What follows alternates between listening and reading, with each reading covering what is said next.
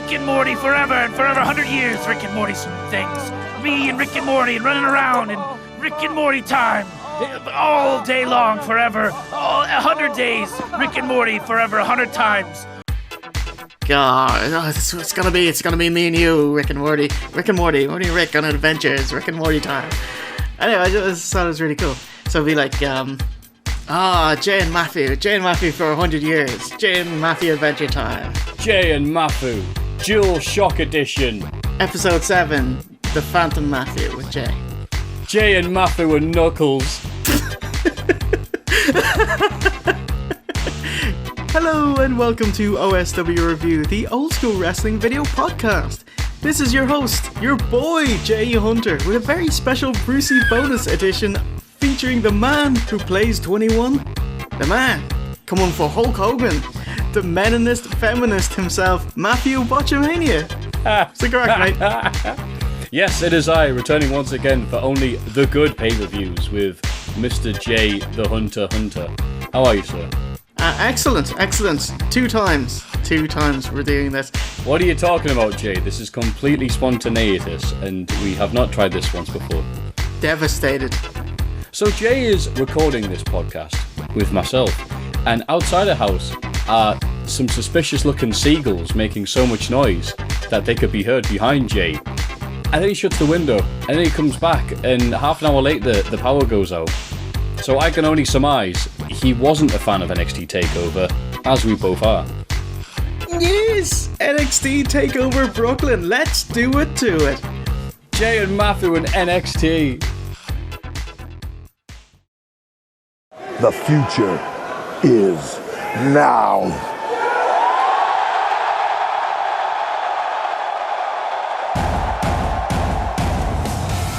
Kick off Triple H with an in-ring promo.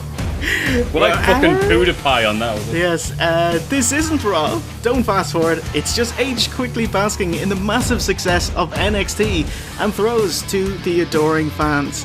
If you didn't know, although Vince McMahon and Kevin Dunn are ultimately in charge of Raw, Triple H is in charge of developmental NXT. It's NXT Takeover Brooklyn, in front of approximately 13,600 fans for the first of 3 straight nights at the Barclays Center in Brooklyn, New York, the same arena as SummerSlam the next night, and Raw the night after that. Huge jump from the regular 400-seat venue at Full Sail University. Commentators tonight are Rich Brennan, who is Michael Cole in disguise, Corey Graves, and Byron Saxton. Cut to our opening video package. Just checking around on Saturday before the show. It's amazing, we're just so happy and optimistic. You know, like non-WWE wrestlers just saying, just enjoy the show if you're a wrestling fan. Everyone's just expecting the show to upstage SummerSlam. Just such positivity. It's awesome about NXT. I definitely agree with that. I think maybe because it was a Saturday as well, it wasn't like, oh, fucking hell, Monday, it's work day tomorrow, as it is with SummerSlam and other pay-per-views, but it was like, Saturday, get in. Even if the special isn't great, fuck it, at least got to lie in tomorrow.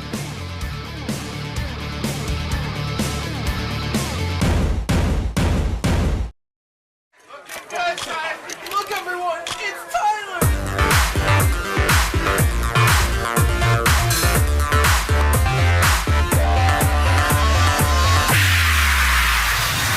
Is it my eyes when you look at me?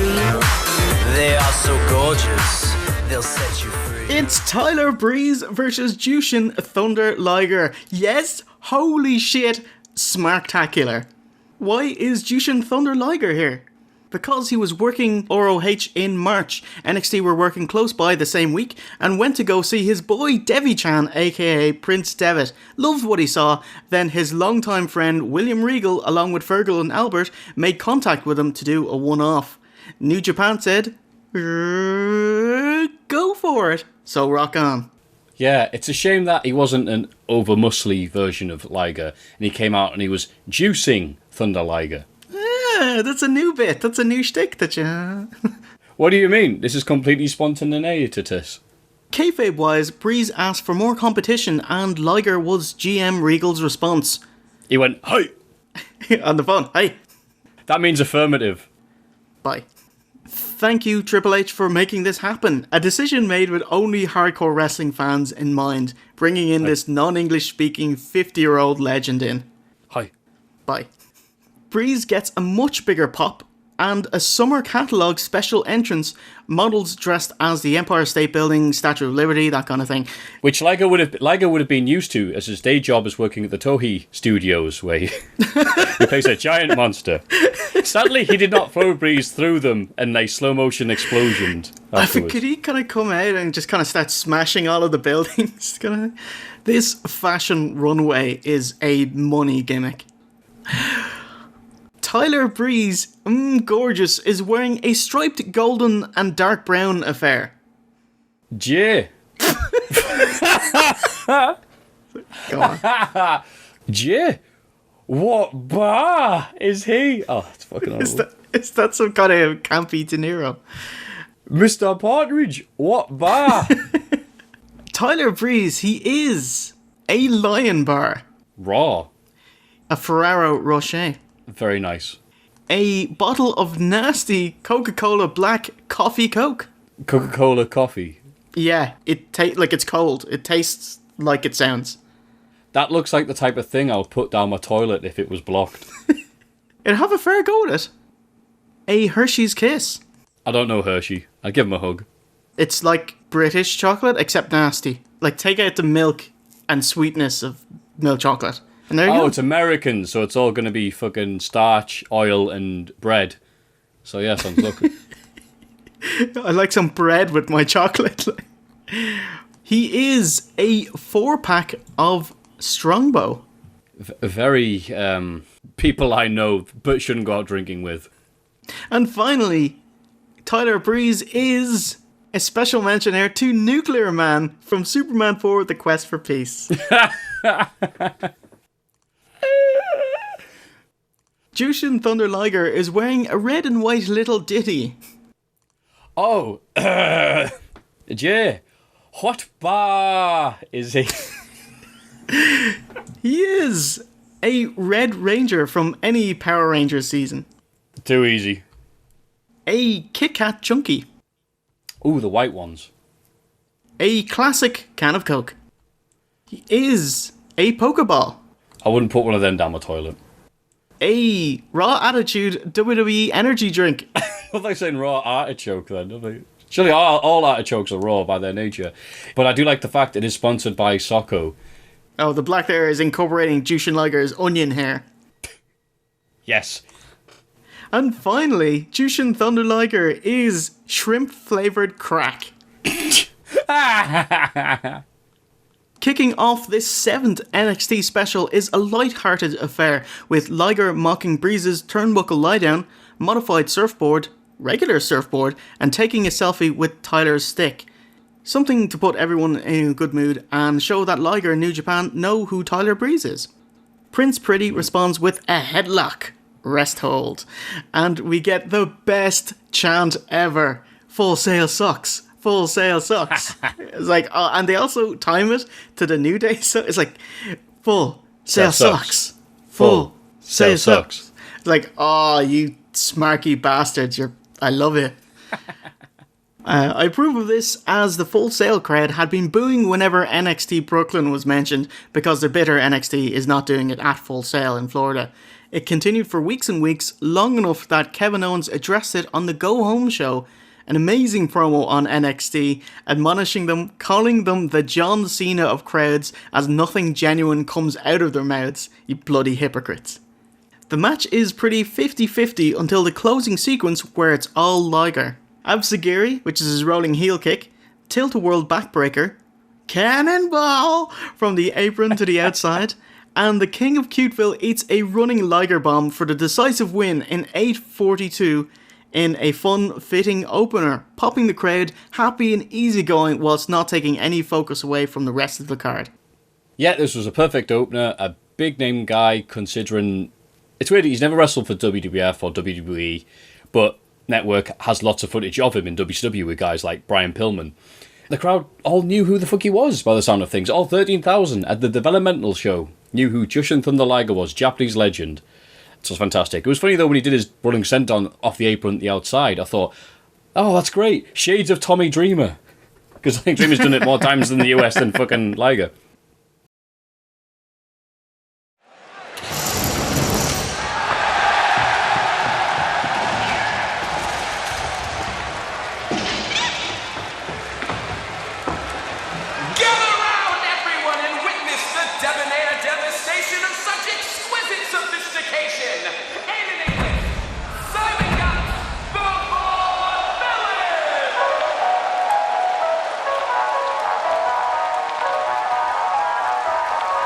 Next up, we have the Vaudevillains versus the NXT Tag Champions Blake and Murphy with Alexa Bliss.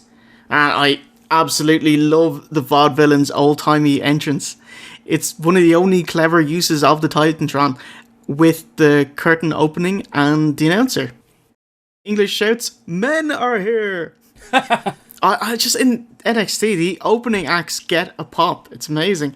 It's like everyone on the roster is their boy and they want to get them noticed. It's great. But the numbers game, who'll combat Alexa Bliss on the outside? Their surprise partner, Blue Pants. Da, da, da, da. Da, da, da, da. So yeah, my thing was, and obviously the crowd agreed with me, because even beforehand they were like, we're going to reveal who our partner is. And the crowd was like, we know who it is, it could be fucking Blue Pants. And they're matching. Yeah, it's not a bad thing to do the predictable, especially if it's what people want. Kick off, Blue Pants City chant. Very clever. By the way, her first piece of WWE merch is a t-shirt with blue pants on it. What the fuck? Like, why wouldn't just... But next week, the second bit of merchandise is going to come out, and it'll be pants with blue shirts on. What?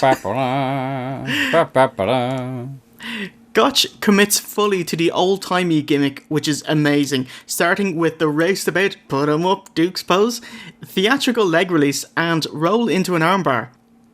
Aiden English, aka Pasty Cesaro, has a biceps pose, and Blake and Murphy have endless headlocks. I find Murphy and Blake super bland in every respect, from looks, personality, promos to in-ring action. The exact opposite of their opponents, and they just get the heat on English for a bit. The thing with Blake and Murphy is, you were saying you don't like them because there's not that much to get into them apart from that. They're dicks. One of them has odd hair sometimes, and they have wub wub wub. They're not that good compared to other people. It's like, they're just there. But that's why you boo them. Gotch runs wild in his awesome ankle boots and hits a double powerbomb from the corner. Aiden hits his "that's a wrap" senton, but only gets a 2. Time for the finish. The girls come in for their distraction catfight spot. The Vaudevillains hit the Whirling Dervish, which is an amazing name, where Gotch hits an uppercut and English hits the neckbreaker, redeeming himself for getting beaten down earlier, and gets the 3 and the tag titles in 10-16. I swear they only gave the tag titles to the Vaudevillains, as good as they are, just because of that one cosplayer at the Beast in the East special. Oh, he was amazing. I just wasn't expecting... It was really good, but I just wasn't expecting to see him. Like he had the little mustache there, just Japanese Simon Gotch. Enjoyable match. Crowd was Senpai Gotch. The crowd was into everything these 3 days. They were all over this. The highlight of the match for me was Blake and Murphy came down to do a double superplex, and then everyone came on. It was like, he's going to do the Tower of Doom spot where they all fly off. Used to hate this spot because it would end up them doing a move to their own tag team partner. No, Gotch, or whichever one it was, sat on the top rope. The other two fell down. Thank you. Hooray! And they were gentlemanly and not, like, hitting back Alexa Bliss. Because she was slapping the shit out of them on NXT. She was a right slapper. Hey! Ooh, ha! Ooh, ha! Ooh, ha! Ooh, ha, Nation! So it's Perfect 10 versus the love child of Apollo Creed and Terry Crews. Speaking of mental images, Dillinger is a developmental talent rather than Uha, who is from Dragon Gate USA and most of the English indies. the good ones. Yeah. He looked, tapping the nose, he looked genuinely excited and he soaked in the atmosphere. Dillinger gets his Perfect 10 gimmick over and Uha does some impressive athletics and a rousing 10 chant. For a long time. Whoa! Oh, man! All right. That was Broadway worthy. That was definitely Broadway worthy. And it was a 10. Dillinger didn't look great on offense, just basic moves, passing time until Apollo went into his finishing sequence, which is a clothesline, a nip-up, a gorilla press slam, and impressive standing moonsault for the win in 4:43. Not a moonsault, a total eclipse. I thought this match was just to get Apollo's athletic moves over, and yes, he will get over really quick. Yes, and it was nice because I've been lucky enough to see the guy in CCW and Preston City Wrestling. They pay me in hooch every time I say their name. And he was great in Preston City Wrestling and CCW. But this is a developmental brand, and you can tell because he's usually balls to the walls, but here is his debut match, and he did maybe 33.33% of what he's capable of, but that's a good thing. In the indies, his throwaway move would be gorilla press into a standing moonsault, then a shooting star press, and it would just be a 1-2 kick out move. So this is good. Do less. A promo aired that didn't show anyone his face of a new lass coming. Oh my god, is that China? This woman had China's voice. That fucking nasally thing like, Hunter, I will be going on NXT type thing. It isn't. It's someone who's relating to The Rock. Nia Jax.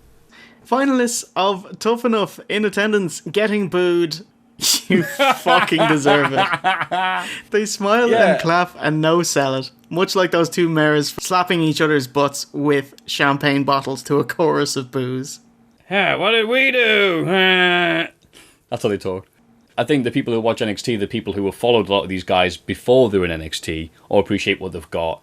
It's not just a, hi, where can I be a wrestler? Sign up. Oh, great, I'm a wrestler. So to see these people basically play the same game these guys are playing, but with all the cheats on, is going to have a negative reaction.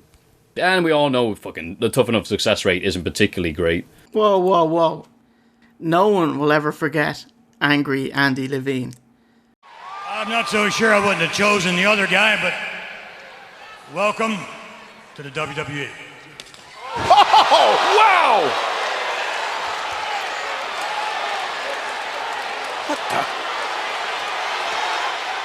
Congratulations to the winner of Tough Enough, Big Andy from South Florida.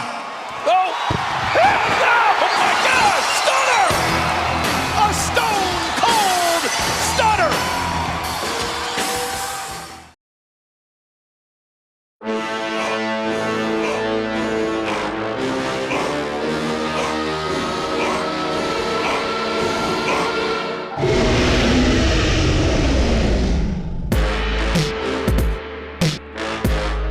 Baron Corbin versus Samoa Joe. The story here is that Baron Von Baron, master of squash matches, refuses to pay his dues and Joe's gonna teach him a lesson. Corbin's a rookie in developmental, he needs long matches to improve his wrestling, but he's been in nothing but squash matches until facing Rhino, who got his best match out of him to date at the last NXT special Unstoppable in May. Hopefully Joe can top that. Baron has spotlights to tell him where to walk in his entrance. It's amazing. I've liked Baron Corbin just beating people because of how imposing, menacing and great the guy looks. But then I've noticed the NXT crowd turned on him, I think just bored because that's all he would do. So I really liked when he did that vignette, and I hope you saw it, where it's like, oh, a behind the scenes look at the man, Baron Corbin. He's basically, he's played NFL at a high level. He's boxed. I think he was at Super Bowl, I'm entirely sure. It's all Madden 93 to me, that, I'm afraid. But yeah, and him just going like, oh, Sami Zayn, Kevin Owens, Samoa Joe. Yeah, I've never heard of these guys. I don't care about these guys. It's great, because NXT is obviously aimed at the more discerning, mature fan in the same way that DC is for Raw fans, Vertigo is for NXT fans. Yeah, there we go. That's a good analogy. But there's bound to be some people who watch NXT who don't know who these guys are. Yes, Samoa Joe! Just incredible to see him in WWE. He was originally just brought in to work with the noobs and improve their wrestling, like Rhino, but ROH got a TV deal with TNA's Destination America and was legally making action figures, like of Kevin Owens as Kevin Steen. So WWE rushed to sign Joe to a contract. It's this great dip-a-toe process NXT have got going on. Trips gets his indie favourites in the door through NXT with the idea of, you just help out other wrestlers. Vince sees how talented they are and how over they are, and they make it to the main roster, and there we go. And then Kevin Dunn buries them out of spite. Yeah, it's been fascinating little thing off topic there about the WWE Ring of Honor relationship there. It's great. It says, like, we don't want you, Joe, but we don't want other people to have you. It's pretty much it. Some kind of spiteful ex-girlfriend kind of thing. That's exactly it. If the Ayatollah can't have it, no one will, to quote Millhouse. 2 amazing signs. Samoa Shmoney Machine and Samoa Joe has an 8 1/3% chance. That was amazing. Just, oh my god. This incredible Steiner Mats reference. He's fat! Baron von Baron stops Joe's tope with a punch to the face. Great stuff. And Joe doesn't have to jump either. Double great. Then Joe takes control. It's odd to see the face get the heat and the lion's share of the offense, but it makes sense as Joe is higher on the totem pole than rookie Corbin. Joe puts on a submission exhibition, transitioning from a roll-up into a Boston Crab, and then into a crossface, and into a wrist lock. Oh my. I was like, mwah. Disciples of Apocalypse Corbin responds with a surprising heel hook and a sidewalk slam. They trade punches and open palm slaps, one lovely spinning back slap, and Corbin hits a lock-up Albert bomb. Joe fluidly pops him out, beautifully reversing it into a coquina clutch. Corbin is rendered unconscious, and Joe wins via ref stoppage. Great stuff. And Corbin gets out of tapping. He just wakes up instantly and disbelievingly, which is quite the no-sell. So they both look quite strong coming out of it. Yeah, I like this match and I like the finish as well. And I would have liked him to have beaten Samoa Joe, because it sort of goes against what he's been saying, I've never heard of you. And then if he beat Samoa Joe, it's like, yeah, great, whatever no-name guy wants to come out and beat me. Then realistically, half the roster could have taken him on, but maybe the feud will continue, who knows. Still, great match, no complaints. Yes, Joe did very well to get that match out of Corbin. He led him by the nose. Not the smoothest, but I felt like what it was, 2 big guys slugging it out. And they both look strong. Corbin's still got lots of improving to do. Like, he's not close to being ready yet. And I love Samoa Joe, so I'm love him to move on and work with someone else. Whoa! It just got bigger! Stephanie McMahon. Stephanie Mc... I can't do her voice. Here we go. The only negative of the show. Stephanie McMahon trying to shoehorn the otherwise tremendous Bayley Sasha storyline into part of the going nowhere Divas Revolution thing on Raw. It can tell it's nothing to do with the Divas Revolution because people actually care about Bayley and Sasha. Yes. Stephanie McMahon has a chat. Did you know? She is 100% the cause of and solution to all of life's problems. I was going to go with, it was me, I'm the hero, Zoidberg, but that was even better. Yes, Triple H is such a great husband. He's like, Steph, I know you didn't scout or hire or train or have anything to do with the talent or success of these women, but go out and take credit for them on screen. And it's just fuck off. Why would you be taking credit for them in general? It's kayfabe busting. Like, could you imagine the night after the Shield debut, Triple H comes out and says, "Sip, do you like the Shield? They're awesome." That was me. What do you think about that? What the fuck? The Shield, they have H in their name. The Shield.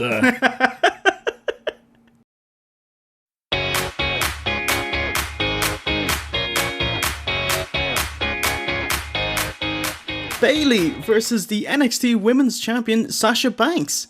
We get a fantastic promo package about Bayley, who's been left behind in the Divas Revolution, as Charlotte, Sasha and Becky have already moved on to Raw. She says how difficult it's been watching other women take her place whilst in NXT.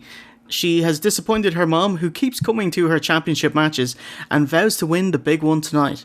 It's a very easy storyline to get on board with, an actually accurate storyline in kayfabe and shoot. With the current champion already on the main roster, it's the best chance she'll ever have to do it. Yes. Okay. I'm sorry, no, I agree with everything there, and they put everything they possibly could to make the crowd get into this match. The only thing they could have had would be like Sasha Banks got her in a submission hold and she's like, can't quite grab the ropes, and then down comes her little one-legged dog on a dialysis machine with a fucking vet going, the only thing that can save her is hope. But it worked. Bayley is not the typical diva-looking person, like some of the people from Tough Enough, for example, just saying. So it was good. There was this meta thing not meta, but the storyline going on, not just she's never been part of the Four Horsewomen style of wrestling, that top tier, that upper echelon, and she doesn't look as good as them. In the traditional WWE sense. Don't give me shit. So yeah, it was great. She was the ultimate underdog. There was nothing else they could have done. Bayley's out first with her awesome, wacky, waving, inflatable, arm-flailing tube then. You've been practicing that. I'm always impressed with her gimmick. It's squarely aimed at preteen girls. I can't think of anyone else in WWE before or since like that. And it's suited to her, and she's very likeable in the role. I love the headband, the tassels, the arm wraps, all the little accoutrements, and her polka dot tribute to Dusty. It's funny because, like Bayley's I'm a Hugger shirt, it sometimes comes off like when you see people wearing it in a crowd, it's all your shirt's never completely straight or dead on, so it's always muffled or obstructed. So it always just looks like I'm a Nogger. To me, I never see I'm a Hugger to see I'm a Nogger. I'm like, fucking hell, OSW's doing well. It would be doing well. All the Hogan fans, it's something much worse. She's facing the boss, not Bruce Springsteen, but NXT Women's Champion Sasha Banks, coming out in a fancy SUV with bald black lad security. Cheap to do, but effective and fitting. Great stuff. Yes, I love this entrance. Legit Sasha, one of two wrestlers working TakeOver and SummerSlam. It's herself and Kevin Owens. The guts of 3 years in NXT, she's grown to be a great wrestler. Bayley's offense is wild, like a naive girl.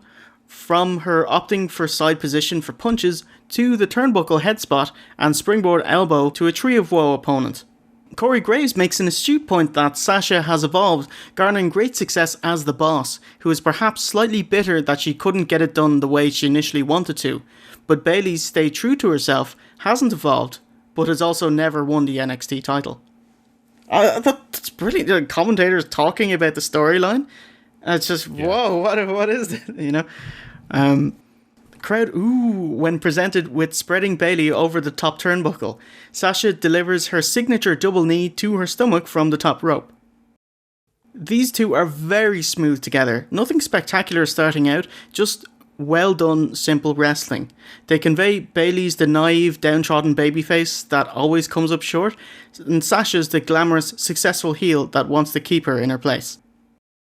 The boss takes control and repeatedly smack talks, berating Bayley, and tries to break her hand outside the ring, trapping it with the steps and kicking it.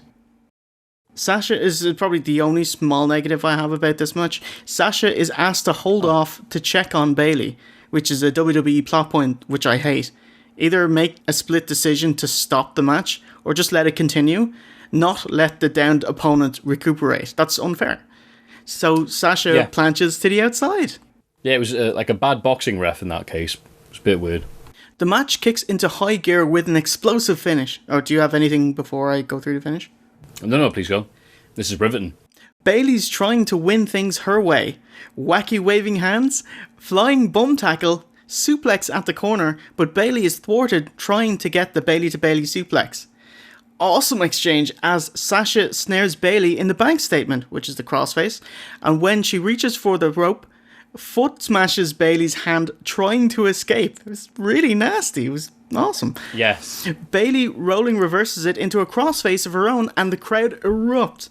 Banks gets a foot on the rope and kicks out of a Bayley to Bayley as the crowd rightly swoon over the contest. The Hugster tries for a top rope Frankensteiner, but it's blocked and she takes a nasty looking big drop. Yeah. Got the guy from fucking The Wires going, oh shit. Jumping Punani pin. Bayley hits a reverse Hurricane Rana from the top rope. Holy shitballs. And the crowd flip out and know what's coming. And hits a Bayley to Bayley 4-3 and a massive win and the NXT Women's Championship in 1822. What does Bayley have in mind? God!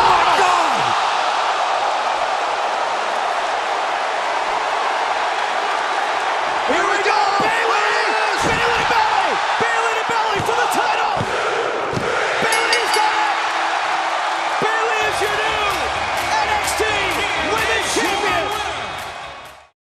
Yeah, loved it. I mean, I don't like the reverse Frankensteiner as much as I used to because it's an oft-used move on the indie scene, and 5 times out of 10 it looks gash. So it was weird seeing this done properly and by Bayley of all people in this show, and it looked great, and I went, holy fuck! So thank you for bringing that back. Now never do it again. And then the finisher was the Bayley to Bayley. So I think as the count went 1, 2, 3, somewhere in North America, Shane Douglas stopped eating, watched the TV and went, yes! Fuck Ric Flair!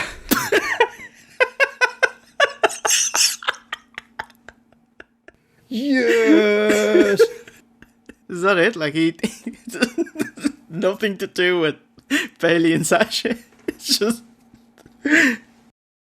like the idea, like, when Shane Douglas was using the belly to belly, he was using it in 98, and even then, people going, I can't believe he's using the fucking belly to belly. And he took over XPW and was a champion in 2003, and he was still using the belly to belly. And it was a joke.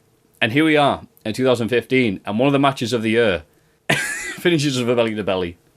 Wrestling's funny. Yes. Anyway, Shane Douglas was nowhere to be seen in this match, and as a result, it was for good. But they did reenact the click curtain call, so that probably made him spit out his Doritos. So, yes, what was the noise he made? A simple match that told an effective story and built up into a creative back and forth of false finishes completely captivated the crowd, which exploded for the huge finish. Top stuff, match of the night, and a match of the year contender. It's like the big thing here is like storytelling and characters, because like storytelling in matches is so rare in WWE. It's all just, hey, let's just kick out of each other's finishers. Kick out of moves three and or moves four. and moves and moves and moves and moves and moves and moves. And yeah, I completely agree with everything you just said, Jay. Like, you don't need prior knowledge of these wrestlers to understand who Bayley is, who Sasha is, and what they're trying to do. Like, this underdog story and overcoming it. Like, this kind of booking, high spots and storylines are reserved for men's main events. So it's amazing to see women do it and pull it off perfectly. So, excellent job. Holy shit. It's also worth giving props to Sarah Del Rey, who's in charge of training the women at NXT. Yeah, love this match. Maybe could have gone on last because the emotional investment will always be better than Spotty McSpottington. I also love how NXT gives wins time to breathe, let it sink in for the crowd and the viewers, making the win definitely feel so significant. Becky, Charlotte, and even Sasha break kayfabe and congratulate Bayley as they throw up 4 horsewoman signs. Just congratulations, a fantastic match. A real feel-good moment for women's wrestling, WWE, and wrestling fans in general. Excellent emotional storytelling with a cathartic Christmas time finish. Yes. If we can get 20% of this tomorrow night at SummerSlam, we'll be doing great. Yeah. It's nice seeing a victory mean something. No complaints whatsoever. Fucking great. Sorry I've got nothing else funny to say. Love this match, eh? Let's carry on to the next thing. It's time for your main event.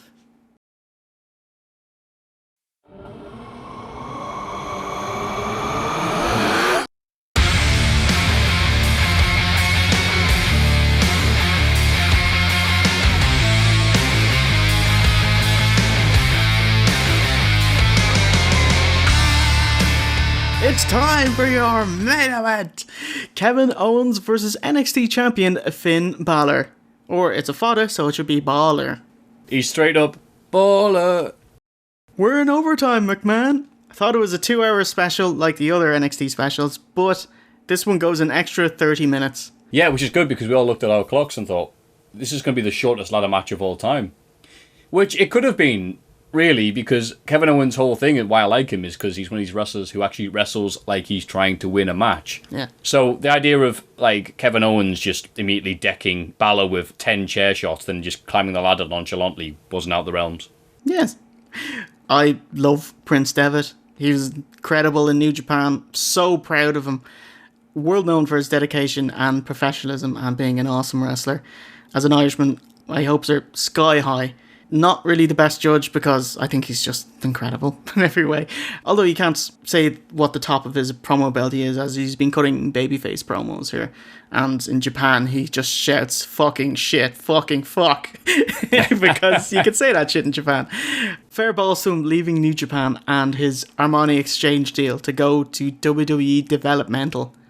But I think everyone else loves him, and he's being presented as a megastar. Rock and roller. What do you think of Finn Balor? Love him. Very nice guy. I had the opportunity to see him, as has been shown in little backstage bits that have been on NXT, which have also been one of the highlights of the year, by the way, the getting to know Finn Balor thing, where they show clips of IC Insane Championship Wrestling in Scotland. When they were down in Newcastle, Balor came out dressed as Freddy Krueger and tried to throw Jack Jester in the Tyne River. And I'm like, this guy's alright. Balor has his demon entrance. Finn was helped with his entrance by The Undertaker, and you can tell. Oh, and when we don't get on TV, but you see the amazing Face Fuck Me Finn signed by a classy lady in the crowd. And she looked serious about it as well. I think that sums up the Boston women really well. Brooklyn women? Did I say Boston? Yeah. Well, you don't know she wasn't from there. Yeah, she could have been. They've got planes in America. I can't do a Boston. What's a Boston accent? Isn't it the thing where you say, I took the water... There you go, Meowth from Pokemon. Did you have to park the car? There it is. I can't remember what the word thing is. 3 things. Finn's entrance is incredible. He doesn't need that title. His gimmick and how he's portrayed is bigger than the NXT belt. And the title actually detracts from the theatricality of his entrance. He just holds it up.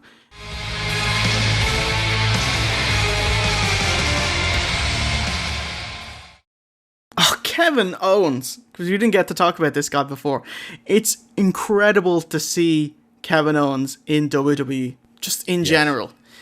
Being an overweight, talented indie guy, he's the last person you'd expect to be signed, let alone portrayed the way he is. When Sami Zayn injured his shoulder, by being too happy debuting on Raw, no less, throwing out his shoulder in his entrance, Owens got the call, and is portrayed as the next CM Punk, a smart-mouthed, vindictive heel that can back it up in the ring. Like, at one time, he had 5 simultaneous feuds going across Raw and NXT. He injured Hideo Itami, he feuded with Itami's mate Finn, he injured Sami Zayn, staring down and fighting with Samoa Joe, and battling John Cena for the US title. Holy shit. Definitely. So it's weird when you get the sense that, hey, Kevin Owens, I want you to be in WWE, but we're going to change your character, you're going to be a fireman, or whatever. That sense is gone with this. Can you just be Kevin Owens? So when he cut the promo on the NXT crowd, for example, it sounded just like Kevin Steen would do to anybody. No, he's just doing what he's done for all these years, and he's good at it. And same for Finn Balor. However, I've enjoyed the matches, loved fucking Beast in the East. This didn't need to be a ladder match, in my opinion. To me, the feud was, you only beat me in Japan because you had the fucking hometown crowd behind you. Great, let's go to America where you're here every other week. It's like, yeah, okay. And having a ladder match as a gimmick, it just felt like it was a gimmick. Like, oh great, now we have to do the crazy ladder stuff that has nothing else to do with the rest of the feud.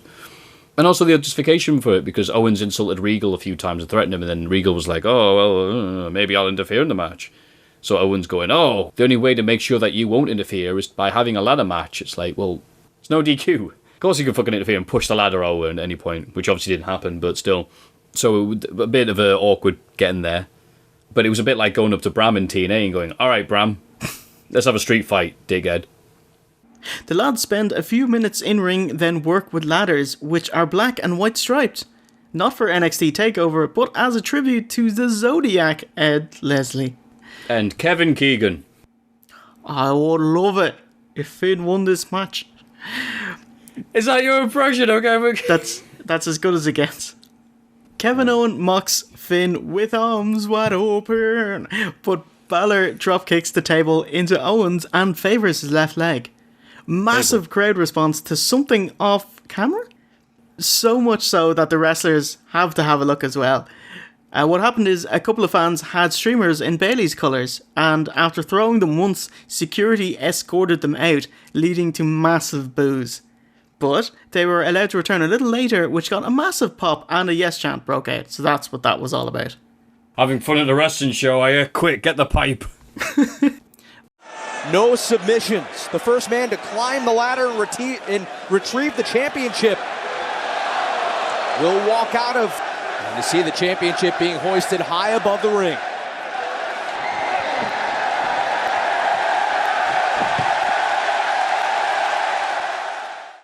Story of the match is Owens cutting off Balor's comebacks, and the two trying to create enough breathing space from the other to use the ladder. Balor reverses a powerbomb attempt into a back body drop into the ladder. Ouch! Kevin Owens responds with pulling Devitt off the ladder into a powerbomb. Just great stuff.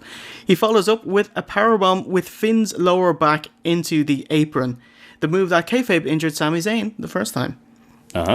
Finish of the match, both on top of the ladder. KO teases a twisting fisherman slam but is countered with a headbutt. Owens falls and smashes his head off a placed ladder. Oh god, like. Balor opts to not grab the belt, but coup de grace the prone Owens, who kindly got into place, and Balor takes down the NXT title to retain his championship in 21:45. What do you reckon, mate? I liked it. It was more of a, hey, look at the spectacle of two really good wrestlers beat each other up, rather than the storyline of Bayley, so it wasn't as good in that sense. Yeah, but it was good. But it's weird when you have that, when you have an amazing match next to a good match, then the match just looks just alright. Honestly, I was a bit knackered after the huge high of the women's match. The two put on a very good show, but not a memorable gimmick match. I don't think ladder matches are Finn's strong point. He kept trying to do a wrestling match anyway, as opposed to someone who'd rely on props. He doesn't need gimmicks. It was still quite enjoyable. So what do you think of the show overall? Loved it. Only very, very minor things that I would change if I was in power. But I have them for every fucking thing in life. Walking to the shops, I thought, well, I could have done that better. So, yeah, loved it. NXT, again, doesn't disappoint. Huzzah. 5 out of 5, 10 out of 10. 3 really big bags of red Doritos. Loved it. What does Shane Douglas have to say about that? Wait a minute, I'll just ask him. Hey, Shane. He said, fuck Ric Flair. Yeah, another great show. It did dip in the middle for a bit, but the main events absolutely delivered. Especially, wow, that women's match, which is something you just don't say in wrestling generally. Excellent. It's making a comeback, though. But yeah, I agree with you. Not on Raw. Not on Raw. Fucking but. Excellent work going out there and embarrassing the main roster. Top that SummerSlam. No, you won't. Yeah, I was going to say, it was like watching the original version of a really good film, and SummerSlam was the Hollywood remake. So that does it for our NXT Takeover review. We will see you in a couple of days for SummerSlam 2015. Remember, you can watch all of our episodes, free of charge, and in 4:3 full screen at oswreview.com and Botchamania at botchamania.com. Don't go on my website, it's fucking gash. Go on the Botchamania Facebook page, it's much easier. So it's a goodbye from Matthew. And goodbye from him. And remember, a winner is you. And the winner is you. Oh, I don't know which song is that. No, fuck. Cut.